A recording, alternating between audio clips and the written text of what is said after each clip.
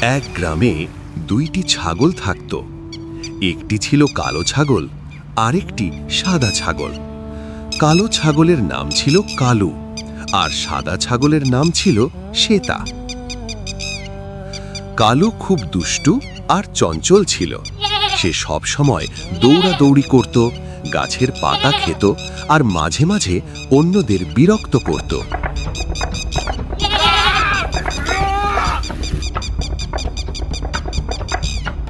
অন্যদিকে শ্বেতা ছিল শান্ত আর ভদ্র। সে ধীরে ধীরে ঘাস খেত আর সবাইকে সাহায্য করত। একদিন তারা দুজন একটি সরু বাঁশের সাঁকো পার হতে গেল।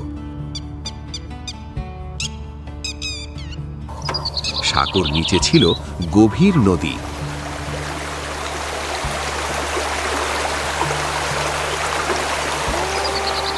ঠিক মাঝখানে গিয়ে তারা মুখোমুখি হয়ে গেল। কেউই পিছু হটতে রাজি নয়। কালু বলল, আমি আগে যাব, তুমি সরে যাও। শ্বেতা শান্তভাবে বলল, আমরা যদি দুজনেই জেদ করি তাহলে দুজনেই পড়ে যাব। কিন্তু কালু কথা শুনল না। সে শিং দিয়ে ধাক্কা দিতে গেল। তখন শ্বেতা বুদ্ধি করে নিচে বসে পড়ল আর বলল, তুমি আমার ওপর দিয়ে চলে যাও। কালু একটু লজ্জা পেল, কিন্তু শেষে সে তার কথা মতো তার ওপর দিয়ে হেঁটে পার হয়ে গেল।